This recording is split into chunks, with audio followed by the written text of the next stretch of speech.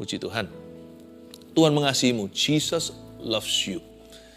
Suatu berita yang tidak pernah jemu untuk kita dengarkan dan kita sampaikan ke orang lain juga. Kasih Tuhan itu tidak pernah kadaluarsa. Tuhan mengasihi kita waktu Tuhan mati di kayu salib untuk Anda dan saya. Dia maha tahu sebelum dunia dijadikan, dia sudah mengenal dirimu. Meskipun kita masih belum dilahirkan, bahkan sebelum Adam dan Hawa, pengetahuan Tuhan tak terselami. Dia kenal kita semua sebelum satu pun di antara kita jadi. Dan ini yang membuat Tuhan itu beda. Kasih.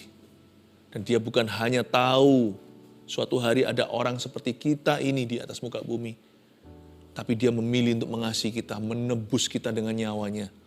Mencintai kita apa adanya dan menolong kita untuk berubah. Tuhan tidak akan biarkan kita terus-menerus kalah atau terus-menerus berdosa. Roh pertobatan itu juga dari Tuhan.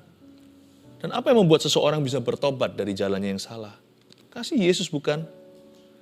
Saya masih ingat dahulu waktu saya pertama kali dijamah Tuhan. Hati saya keras sekali seperti batu, seperti besi. Yang membuat saya luluh terharu adalah karena kenapa dia mengasihi aku? Padahal saya sudah begini loh. Tidak jarang saya menghujat Yesus waktu-waktu itu. Tapi kenapa Tuhan tetap menunjukkan kasih sayangnya? Singkat cerita terlalu banyak kesaksian yang saya bisa berikan. Tuhan memberitahukan kepada saya betapa dia mengasihi saya lewat 1001 cara. Saya yang menentang dia aja gak bisa sangkali bahwa itu semuanya pesan yang jelas.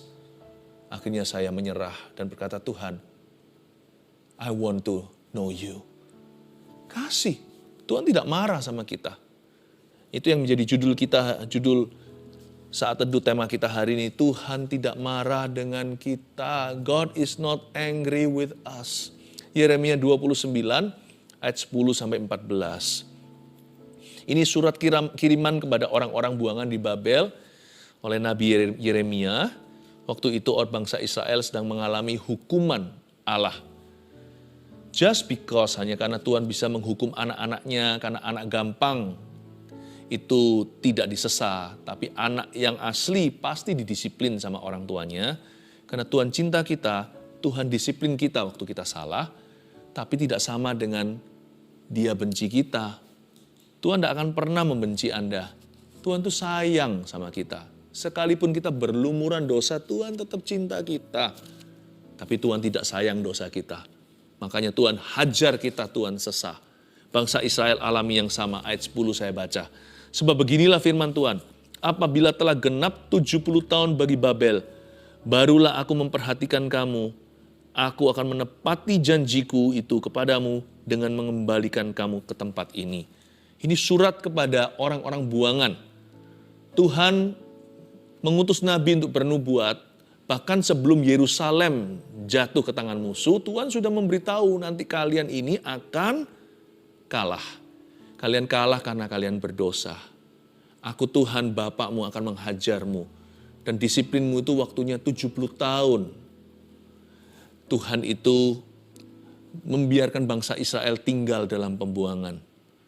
Exile, yaitu mereka itu harus meninggalkan tanah perjanjian. Dan Tuhan memberi disiplin. Allah kita itu tidak lemah. Allah kita itu tegas. Tapi bukan berarti dia benci. Anak asli yang disesah. Anak gampang dibiarkannya. Kalau anak tetangga mau gimana kita bisa apa? Apalagi anak jalanan kalau mereka mau berbuat jahat. Ya kita paling iba. Tapi kalau anak sendiri berbuat jahat. Kita pasti berbuat sesuatu bukan? Itu yang Tuhan lakukan. Kalian semua akan berada di negara Babel 70 tahun. Mereka mengalami hukuman Tuhan. Lalu Tuhan berkata di ayat 11, Tuhan menghibur umatnya. Sebab aku ini mengetahui rancangan-rancangan apa yang ada padaku mengenai kamu. Demikianlah firman Tuhan. Yaitu rancangan damai sejahtera dan bukan rancangan kecelakaan. Untuk memberikan kepadamu hari depan yang penuh pengharapan. Bangsa Israel mungkin protes ya. Terima surat kiriman ini. Ketika dibubuhi tanda tangan Nabi. Berkata, apa-apaan? Katanya Tuhan cinta kita. Kenapa kita ada di Babilonia? Kenapa kita diangkut dari tanah air kita? Nabi berkata, karena nenek moyangmu berdosa, karena kamu juga berdosa. Saya masih ingat masa-masa ketika anak saya kecil, kalau saya mengambil mainan mereka itu, hati saya itu nggak tahan ingin mengembalikan. Tapi saya tahu kalau saya kembalikan, berarti anak saya manjakan. Nanti malah merusak masa depan. No, tapi Tuhan itu selalu punya hati yang belas kasih. Kalau dia menghukum itu dia harus paksakan diri. Tapi kalau dia mengasihi itu naturally. Kalau dia mencintai kita itu sudah alami. Kenali dulu hati Bapakmu. Makanya jangan pernah kita itu marah sama Tuhan. Karena Tuhan gak pernah marah sama kita. Kalau Tuhan perlu didik kita ketika kita salah, itu pun bentuk kasih dari sorga. Rancangan-rancangan yang ada padaku adalah rancangan damai sejahtera. Aku sudah gak tahan melihat lewat 70 tahun di Babel ini, aku mau mengembalikan hak milikmu. Milik pusaka Yakub. Aku ini punya perjanjian dengan Bapak Abraham, Bapak Ishak, dan Yakub. Aku gak pernah melupakan keturunan Yusuf. Masa depan penuh pengharapan. Coba lihat ayat 11 itu jeritan Tuhan. Surat ini diberikan kepada mereka dalam pembuangan. Berarti mereka masih menjalani hukuman. Tapi lihat siapa yang gak tahan. Bisa-bisa bangsa Israel yang merasa Tuhan marah, malah mereka yang marah sama Tuhan. Tuhan gak pernah marah sama mereka. Tuhan terpaksa melakukan ini. Jangan paksa Tuhan untuk menghukummu. Jangan paksa Tuhan untuk menghukum kita atau mendisiplin. Makanya itu lebih baik taat. Lebih baik taat sama Tuhan daripada diampuni lagi. Meskipun kalau kita sudah salah ya, pengampunan itu indah. Tapi lebih baik taat, bukan? Coba kita sekarang selidiki kata rancangan. Sebab aku ini mengetahui rancangan-rancangan apa yang ada padaku mengenai kamu. Kata rancangan di situ dalam bahasa Inggrisnya, for I know the thoughts I have for you. Jadi bukan rancangan dalam bahasa Inggrisnya. Dalam bahasa Inggrisnya artinya, aku tahu pikiran-pikiran apa yang ada padaku untuk kamu. Kita itu tidak pernah tahu pikiran orang loh. Untung kita nggak tahu apa yang orang pikirkan.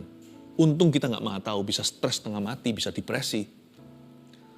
Bahkan di kitab Amsal juga dikatakan kalau kita mau tahu orang lain mikir apa tentang kita, jangan-jangan nanti kita mendengar hamba kita diam-diam dalam pikirannya menghujat kita atau mengutuki. Kalau kita lihat sama orang mata dengan mata, kita bahkan nggak bisa baca dia lagi mikir apa tentang saya ya. Pikiran baik, pikiran busuk, pikiran bersih, pikiran najis. Tapi Tuhan di sini menantang umatnya. Kamu tahu enggak pikiran apa yang ada padaku tentang kamu? Dalam pikiran itu kan keluar rancangan baik atau rancangan jahat. Kamu tahu enggak sih aku mikir apa tentang kamu? Yang pertama pasti aku senantiasa memikirkan kamu. Pikiran Tuhan itu sejuk, adem, tentrem. Tentang kita itu pikirannya itu selalu bagus, selalu positif, selalu indah. Pikirannya itu loh selalu ingin bangun kita. Ingin menyenangkan kita. Makanya kita pernah nyanyi lagu pujian, menyenangkanmu, senangkanmu. Dari mana kita bisa terinspirasi untuk senangkan Tuhan? Karena Tuhan terlebih dahulu mengasihi kita.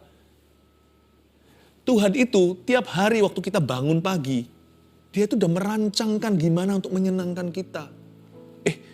Masa mungkin Tuhan itu mau menyenangkan manusia?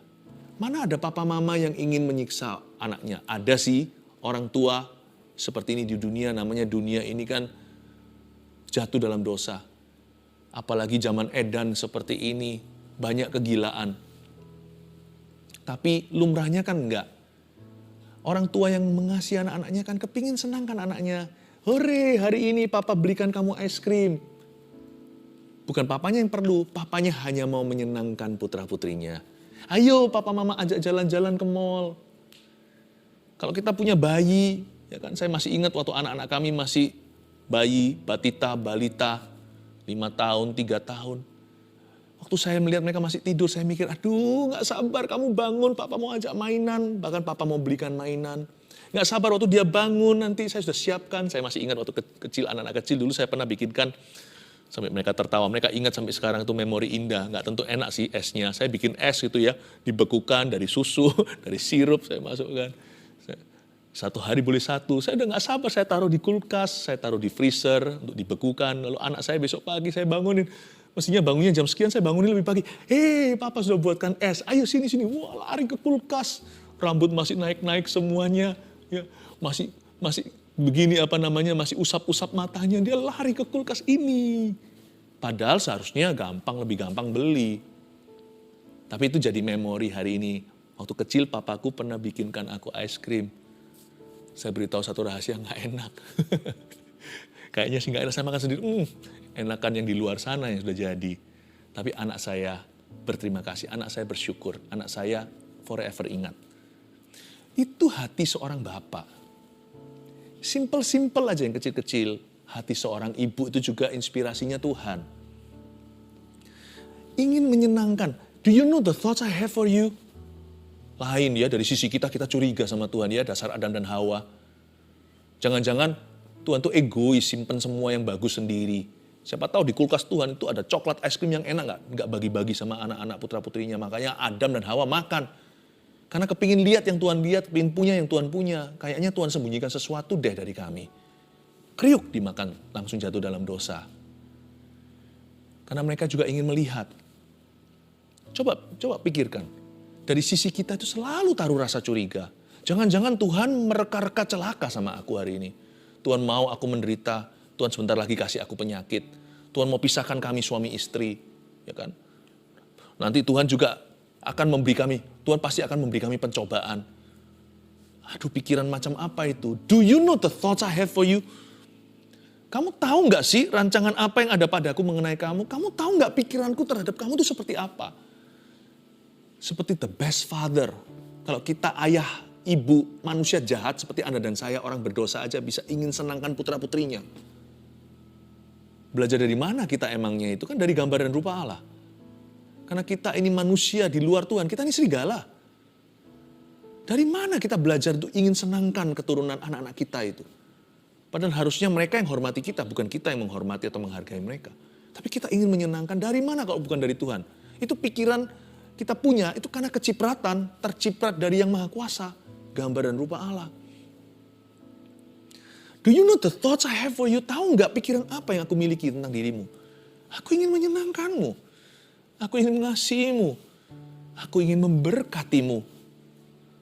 Aku ingin menyukakan hatimu. Dia girangkanku, ku bersuka sebab dia girangkanku. The thoughts I have for you. Jadi rancangan Tuhan itu tidak ada kejahatan, tidak ada busuk. Rancangan Tuhan itu semua yang baik. Tapi kenapa Pastor Philip, kenapa di hidup ini banyak penderitaan? Penderitaan itu sudah menjadi resiko tanggung penumpang. Namanya hidup di dunia yang jatuh. Jatuh ke dalam dosa pun bukan salahnya Tuhan. Kan salahnya Adam dan Hawa. Tapi jangan salahkan Adam dan Hawa. Kita sendiri buat dosa. Kalau kita di Taman Eden saat itu, mungkin dosa kita lebih kali dari Adam dan Hawa. Yang kita makan bukan buah dari pohon itu. Mungkin sak pohonnya kita makan sekalian. Coba lihat sekarang orang kalau serakah di luar sana. Coba lihat diri sendiri berkaca kalau kita berdosa. Wah, kalau kita berdosa sampai kecanduan kan. Adam dan Hawa cuma sekali. Mereka itu pendosa yang mild sekali. Pendosa yang masih beginner, kita ini yang advance. Untung bukan kita yang ditaruh di Taman Eden. Kalau kita mungkin 10 kali, 1000 kali lipat lebih ganas dari Adam dan Hawa. Jadi jangan salahkan Adam dan Hawa, kita pun berdosa. Kenapa kok kita hidup di dunia ini banyak penderitaan? Ya memang itu sudah menjadi fakta lapangan. Hidup di dunia yang jatuh ini, hidup kita toh di sini sementara, memang realitanya ada banyak pencobaan dan penderitaan. Yesus pun sudah peringatkan, di hidup di bumi di dunia ini, kamu akan menghadapi banyak pencobaan, tapi kuatkan hatimu, aku telah mengalahkan dunia. Tuhan gak berkata kamu akan mulus tidak mengalami apa-apa. Di hidup ini, garansi akan ada banyak pencobaan di depan. Tapi kuatkan hatimu, aku beserta. Jadi memang sudah menjadi realita ya, yang namanya suffering. Suffering is not God's doing. Penderitaan itu bukanlah perbuatan Allah. Penderitaan itu hanyalah fakta dunia. Memang hidup di dunia, di bumi ini ya begitu resikonya. Untungnya ada bumi yang lain yang Tuhan ciptakan. Yesus berkata di Yohanes 14, jangan gelisah hatimu, percayalah kepada Allah, percayalah kepadaku. Di rumah Bapakku ada banyak tempat tinggal. Aku pergi ke situ mempersiapkan jalan bagimu, supaya di mana aku berada, kamu berada. Supaya kemana aku pergi, kamu tahu jalan ke sana. Akulah jalan, kebenaran, dan hidup. Tak seorang pun dapat datang kepada Bapa kecuali melalui aku. Untungnya ada satu bumi lain. Bumi yang baru, langit yang baru, kitab Wahyu. Sorga yang bakah. Sementara di sini tahan-tahan aja lah ya. penderitaan. Tapi jangan pernah kita menginterpretasikan salah. Bahwa penderitaan di dunia ini karena Tuhan marah. No. We have to live through it. Kita hidupi lalui aja. Hidup melalui itu.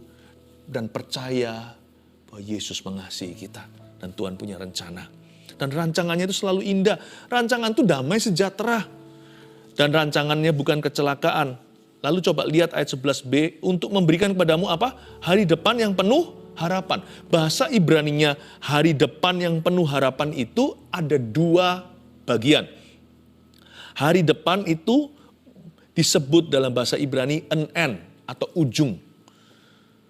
Penuh harapan, hari depan yang penuh harapan di situ a hope. An end and a hope. Boom, jadi satu, a hopeful end.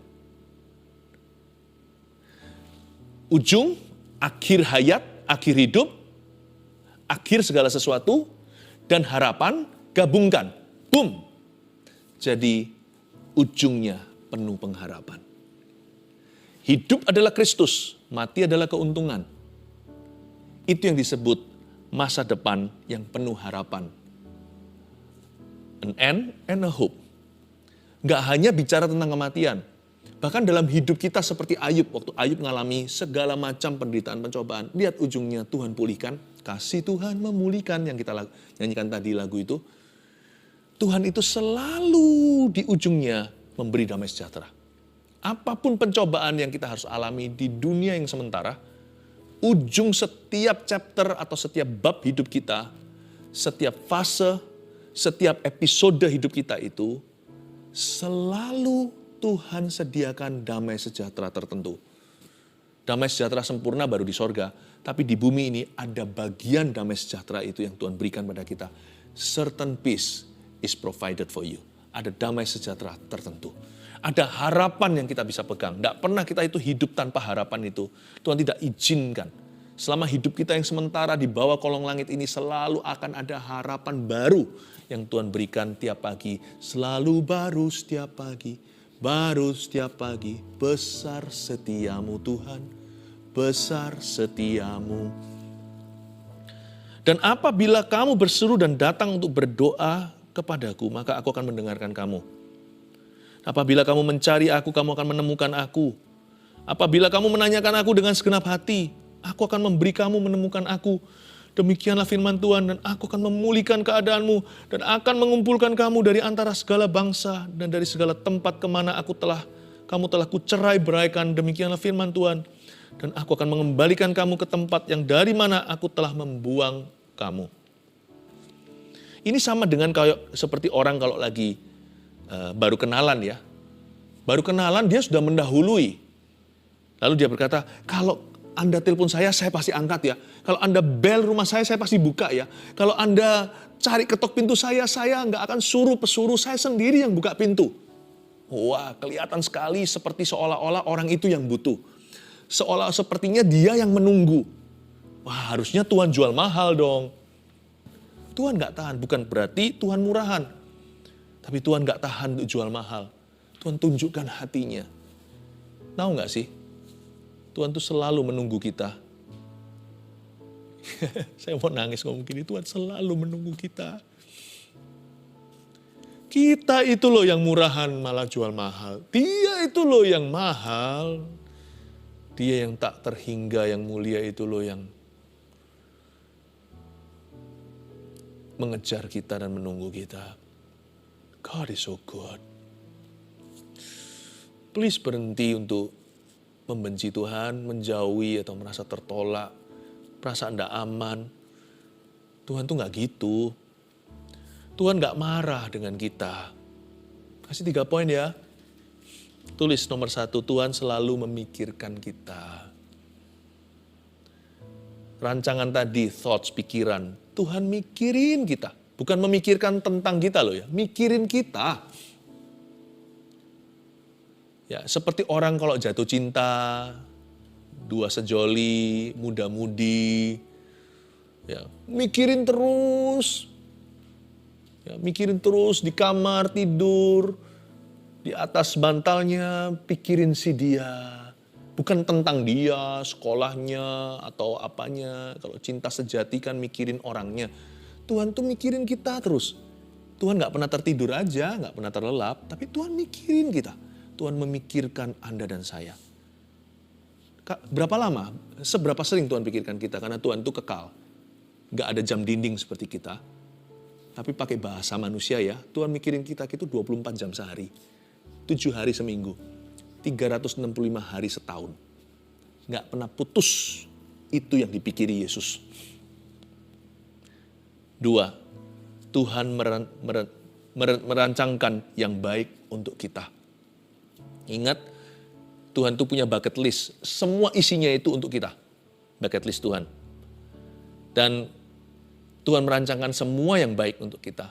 Ingat tadi, penderitaan hanyalah fakta realita di dunia. Tapi rancangan Tuhan itu selalu baik melalui semua itu. Tuhan itu tidak ada kejahatan, kebusukan dalam dirinya, tidak ada pertukaran bayangan, tidak ada kegelapan, dikit gelap pun tidak ada. Tuhan itu super terang. Jadi kalau Tuhan tantang, kamu tahu tidak sih pikiranku tentang kamu? Itu Tuhan beritahu, coba temukan kalau bisa ada satu pikiran jelek di dalam diriku tentang kamu. Tidak mungkin akan ketemu, sebab memang tidak ada. Pikiran itu tidak pernah muncul dalam hati Tuhan untuk membuat Anda sengsara. Tidak pernah ada dalam pikiran Tuhan itu untuk membuat hidupmu itu menderita. Tapi ketika kita menderita, datanglah pada Tuhan. Tuhan akan tolong kita, tidak selalu serba mujizat. Tapi Tuhan akan rangkul dan gendong kita, kadang-kadang melalui penderitaan. Yesus itu baik. Dia tidak pernah merancangkan yang buruk. Yang ketiga, Tuhan menunggu kita berdoa kepadanya. Makanya itu jangan terus melulu mengira Tuhan itu marah. Masuk lekas dalam hadiratnya. Tuhan udah nunggu dari tadi. Tuhan udah nunggu dari Kalvari. Tuhan udah nunggu. Pernah rasa gak sih kalau semuanya kita gak doa gitu ya? Gak ada waktu atau lupa. Kita gak saat teduh pribadi atau saat teduh bersama ini juga. Seperti di hati kita tuh ada sesuatu yang gak enak gitu. Kayak ada something is missing. Pernah rasa gitu gak? Kalau kita gak saat teduh atau baca Alkitabnya kita korting-korting lebih dikit. Mestinya kita biasanya doa sekian lama, disiplin kita. Terus hari itu karena tergesa-gesa, bangunnya kesiangan, jadi kita hanya sebentar saja. Sepanjang hari itu merasa seperti something is missing, sesuatu yang hilang. Maybe because someone is missing us. Mungkin ada seseorang yang memang lagi missing kita. Seseorang memang lagi kehilangan kita. Betul, Roh Kudus yang kejar. Bukan suruh kita doa demi hukum Taurat. Kamu kalau nggak doa masuk neraka, bukan. Atau kamu harus doa, kalau nggak doa nanti kamu jatuh dalam dosa. Nggak pakai takut-takuti. Bukan begini, kamu harus doa. Kalau kamu nggak doa, kamu belum melakukan duty, tanggung jawab. Belum melakukan, belum melakukan tanggung jawabmu. Belum melakukan PR-mu. Enggak begitu. Perasaan kita nggak enak itu keluar dari hati Allah yang rindu. Where are you? Adam, where are you? Adam, waktu dia lari dari Tuhan setelah dosa kan dia langsung seperti menarik diri, otomatis itu. Menarik diri daripada penciptanya. Adam, kamu di mana? Adam, Tuhan kerasa jarak.